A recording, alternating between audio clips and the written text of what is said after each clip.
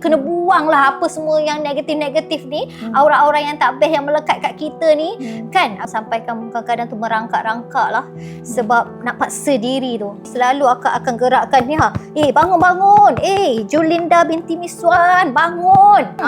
Dalam akak membina keyakinan diri tu kan, boleh tak akak kongsi, mesti ada benda yang akak amal ni, boleh tak share apa amalan ataupun kotlah akak ada buat terapi diri ke? Okay. Alright. Of course lah kan, masa tu nak bangkit ni bukan satu benda yang okay aku bangun. Tak. Ataupun ataupun kawan kata bangun kan. Masa tu kawan pun tak ada. Yelah, suami pun masa tu tak best sikit lah dengan suami ni sebab kan kita kan ada hutang. Bila ada hutang, perjanjian ni suami kena bayarkan hutang-hutang kita, hutang-hutang akak. Jadi ada ke suami yang seronok nak bayar hutang? Of course not. Of course lah, dia tak nak, dia tak suka. Dia pun ada komitmen dia, betul tak? Itu yang membuatkan rumah tangga tu dia jadi macam tak best sikit lah masa tu. Sebab masa tu akak jadi pendiam. Sebab kenapa akak terus jadi pendiam? Sebab bila kita cakap sikit, dia cakap 10. Bila cakap sikit, cakap 10. Jadi akak jadi sakit hati. Kan? Dia jadi macam Yelah dia marah kat kita. Kan? Jadi dalaman rumah tu pun tak best lah. Energi dia pun tak best lah kan. Sebab macam sebab tu lah kan biasalah kan kalau pasal duit je mesti ada gaduh-gaduh kan. Memang itu memang normal lah kan. So itu yang berlaku dekat akak juga. Jadi ketika itu bila akak duduk kat rumah, and then akak banyak bermuhasabah diri, banyak bermonolog dan banyak bangun malam. Banyak bangun malam. Masa tu akak tak baik sangat. Akak tak baik tau. Akak bukannya kita cakap ni nak kata akak baik ke. Tak. Tapi dengan siapa lagi yang kita nak minta? Betul. Dengan siapa lagi nak kita merayu? Sebenarnya ujian-ujian yang Allah bagi kepada kita sebenarnya dia nak kita ni duduk merengek, mengadu, memohon, meminta dengan dia. Betul. Kau jangan nak berharap dekat orang. Kau jangan nak berharap selain aku, katanya. Jadi ketika itu bila akak belajarlah untuk bangun malam. Nak bangun malam ni bukan satu benda yang mudah. Bukan satu benda yang nak mudah. Nak konsisten lagi. Ya, bukan nak konsisten. Istiqomah tu. Istiqomah tu yang memang istiqomah tu yang memang ramai orang tak boleh buat. Yang tu. So jadi akak ni nak paksa diri untuk bangun malam sampai kadang-kadang tu merangkak-rangkak lah sebab nak paksa diri tu. Kan sampaikan bangun lepas tu tidur balik. Biasalah kan. Dah bangun lepas tu tidur balik. Sampaikan akak ni selalu akak akan gerakkan ni bangun-bangun. Julinda binti Miswan, bangun. Kalau dengan siapa lagi kau nak minta, jangan ketuk mic. Jangan ketuk mic. Dengan siapa lagi kau nak minta, kan? Kau kena minta dengan aku. Macam tu. So daripada situlah akak minta, dan akak masa tu akak doa lah. Akak kata, Ya Allah, akak kata, kalau hari ni Ya Allah kau nak ambil, Ya Allah, kau ambil lah. Maksudnya ambil apa? Bisnes ni dah tak ada, betul? Ingat jangan ambil aku. Tak ready lagi. Hutang banyak. Bisnes yang tak ada. Kereta kena tarik. Kan kawan-kawan semua dah menjauh, betul tak? Betul. Tapi satu, Ya Allah, jangan kau ambil semangat aku. Sebab semangat ni adalah yang menghidupkan dalam diri. Kalau semangatnya tak ada, memang tak hiduplah kita. So jadi dekat situlah. Dan daripada situlah bermulanya akak mula teringat tau. Yang mana akak pernah lah dulu-dulu masa akak buat bisnes dulu, ada kursus-kursus akak datang, ada motivator tu dia kata, saya untuk kekalkan semangat diri saya setiap hari, saya mandi garam tiap pagi. Kat situlah bermulanya akak mencari terapi untuk diri akak, yang mana akak kenalah mandi garam ni katnya. Kena buanglah apa semua yang negatif-negatif ni, aura-aura yang tak best yang melekat kat kita ni, kan? Akak rasa akak kenalah mandi garam. So, dan masa tu akak mula cari garam. Akak cari garam, akak beli garam dekat luar tu, akak beli garam bukit. Akak beli, lepas tu akak tengok, akak tu macam mana nak mandi garam. Sebab kita tak pernah buat terapi sebab motivator tu kata mandi garam. Mandi garam tu macam mana? Gosok-gosok ke kan? Macam mana tak tahu. So, alhamdulillah bila kita bersungguh kan, dia kalau kita desperate ni doa kita lain macam tau. Betul. Cuba kalau kita tak desperate.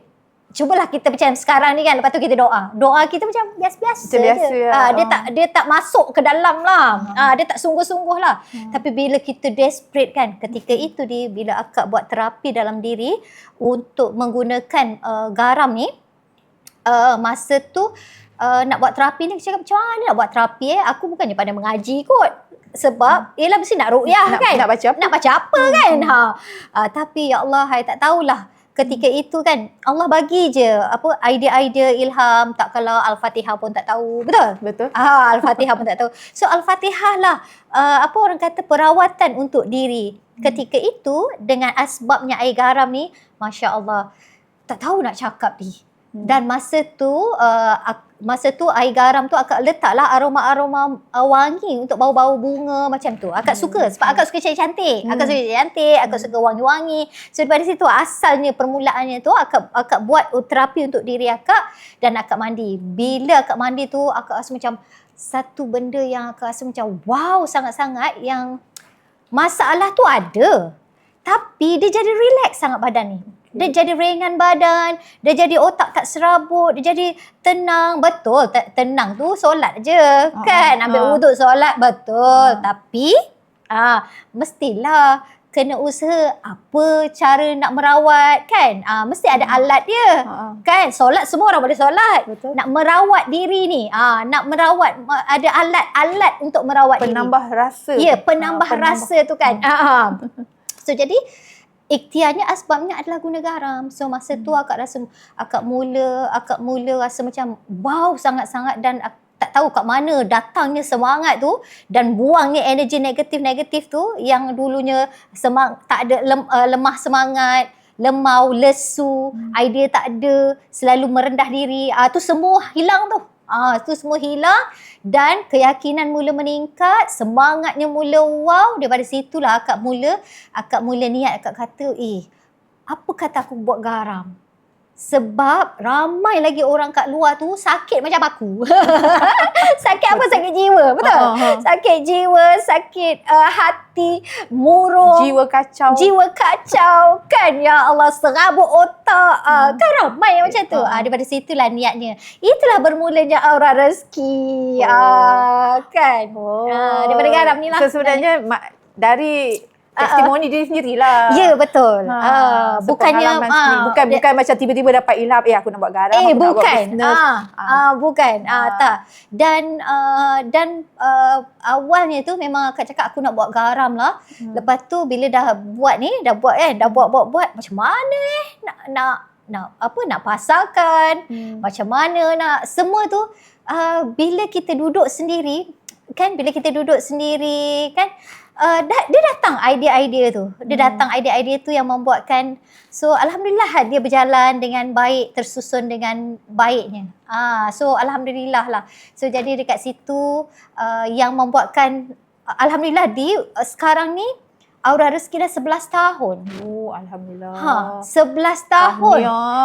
11 tahun dan berapa ratus ribu orang yang sudah sembuh jiwa dia melalui produk garam mandian, asbabnya produk garam ni. So itulah semangat akak sebenarnya, yang akak tak boleh berhenti. Sebab bila akak rasa macam nak berhentilah, malas lah kan, nak buat bisnes duduk rumah je lah, nak bagi travel, betul tak? Tapi tak boleh sebab jiwa akak ni kan, akak pernah cakap dengan awal-awal lagi kenapa akak kena tipu, sebab akak ni suka tolong orang. So inilah niat akak, membantu orang, menghidupkan balik jiwa-jiwa yang dah mati tu. Gitu. Betul. Kan? Sebab bila kita membantu orang, barulah kita rasa macam hidup kita ni bermakna. Ya, betul. Kalau kita senang, kita pergi travel, ya, betul, belum tentu kita tenang kan. Ya, betul. Memanglah seronok travel, tapi sampai bila nak seronok macam tu? Ya, bagi akak kan di akhir-akhir usia lah. Macam akak pun akak sikit je lagi ni dah nak ke 50 tahun. Sikit hari lagi untuk sampai ke tahun yang ke-50 kan, separuh abad dah umur ni. Kan bagi akak, apa yang di akhir-akhir usia ni, apa yang akak boleh bagi untuk buat kebaikan ni? Sebab buat kebaikan ni bukannya kau ada duit kau boleh bagi-bagi, tak ada, bukan. Dia ada banyak cara. Jadi ini mungkin adalah salah satulah perjalanan lah, maksudnya perjalanan untuk buat perjalanan kebaikan yang akak kena buat di akhir-akhir usia akak ni. Ni pun salah satu juga ni perkongsian ni. So, ya, mungkin kita tak tahu, mungkin dapat inspirasi kat viewers yang mendengar kan. Ya, so, betul. Dia pula dapat yang tengah berada di mana fasa akak pernah berada. Ya, betul. Itulah. Jadi apa pun ujiannya hari ini, hadaplah dengan ikhlas. Betul, nak ikhlas tu bukan mudah. Tapi insya-Allah bila kita jalani kan, Allah akan bagi kita kekuatan. Dan Allah akan bagi kita cara bagaimana untuk menghadapi, dan Allah akan bagi cara lah macam mana kita untuk teruskan hidup ni dengan rasa apa ujian-ujian ni adalah kasih sayang Allah pada kita. Inilah cerita hidup kita sebenarnya. Tapi syukurlah sebab Allah masih bagi kita lagi peluang untuk kita menulis kisah hidup kita. Kan? Itulah. So kita dia lebih kepada macam mana kita nak memandang ujian tu. Ya, betul. Ada orang memandang ujian tu dengan macam sebagai hukuman. Macam tak apalah, memang dah nasib aku macam ni. Betul? Ada orang. Betul. Ada orang yang macam tu kan. Akak kan duduk dekat office ni. Akak rasa macam mana ya? Akak rasa macam akak adalah jambatan yang mana yang setiap orang yang datang kepada akak mesti dia nak apa orang kata, nak bersembang. Nak bersembang, nak dapatkan solution. Macam mana dia nak keluar daripada masalah.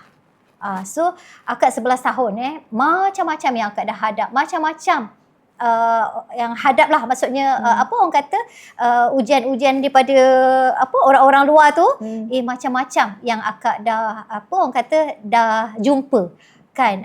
Jadi nak tak nak akak akan teruskan lah apa yang akak buat hari ni hingga sampai bila JM? Sampailah tak ada nanti. Sebab perjalanan untuk nak menuju syurga ni dia bukan mudah. Betul. Dia bukan jalan-jalan terus masuk syurga, tak ada. Kan? Perjalanan masuk syurga ni, inilah perjalanan dia sebenarnya untuk nak masuk syurga tu kan. Inilah perjalanannya. Jadi nanti perjalanan tu okey. Nanti berduri-duri lagi. Kan? Nanti okey lagi. Nanti masuk lubang lagi. Itu memang. Sampai bila? Sampailah kita tak ada nanti.